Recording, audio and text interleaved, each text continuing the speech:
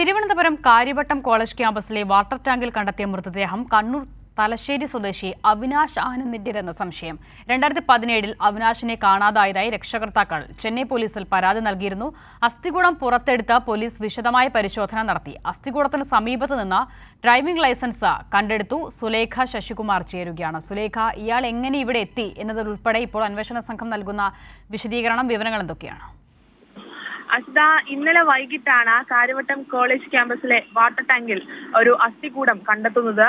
ഇത് പുരുഷന്റേത് ആണെന്നുള്ള സ്ഥിരീകരണം അത് പോലീസ് നേരത്തെ തന്നെ ഈ അസ്ഥികൂടം പുറത്തെടുക്കുന്ന സമയത്ത് തന്നെ പോലീസ് ഇത്തരത്തിലുള്ളൊരു നിഗമനത്തിലേക്ക് പോലീസ് കടന്നിരുന്നു. കാരണം ഈ അസ്ഥികൂടത്തിന് സമീപത്ത് നിന്ന് പാൻസും ഒപ്പം ഷർട്ടും ഈ അസ്ഥികൂടത്തിന് സമീപത്ത് നിന്ന് ലഭിച്ചിരുന്നു. അതിനൊപ്പം തന്നെ ഈ അസ്ഥികൂടത്തിന് സമീപത്ത് നിന്ന് ഒരു ബാഗും ഈ പോലീസ് രാവിലെ കണ്ടെടുത്തിരുന്നു. അതായത് അസ്ഥികൂടം പുറത്തെടുക്കുന്ന സമയത്താണ് ഈ ബാഗ് ഉൾപ്പെടെയുള്ള ഷർട്ട് ഉൾപ്പെടെയുള്ള കാര്യങ്ങൾ പോലീസ് പുറത്തെടുക്കുന്നത്. ആ സമയത്ത് ഈ ബാഗ് പരിശോധിക്കുന്ന സമയത്താണ് അതിനകത്ത് നിന്ന് ഒരു ലൈസൻസ് കിട്ടുന്നത്. ഈ ലൈസൻസ് എന്ന് പറയുന്നത് തലശ്ശേരി സ്വദേശി അവിനാശ് ആനന്ദ് എന്ന് പറയുന്ന 39 വയസ്സുകാരന്റെ ലൈസൻസ് ആണ്. ഈ ഒരു ലൈസൻസ് കിട്ടിയ ഒരു സാഹചര്യത്തിലാണ് ഈ അസ്ഥികൂടം അത് അവിനാശിന്റേതാണെന്നുള്ള നിഗമനത്തിലേക്ക് പോലീസ്. സുലേഖ ശശികുമാറാണ് വിവരങ്ങൾ നൽകിയത്. ലൈസൻസ് കണ്ടെത്തിയതിന്റെ അടിസ്ഥാനത്തിൽ തലശ്ശേരി സ്വദേശിയുടേതാണ് അസ്ഥികൂടം എന്ന് സ്ഥിരീകരിക്കുന്നു പോലീസ്.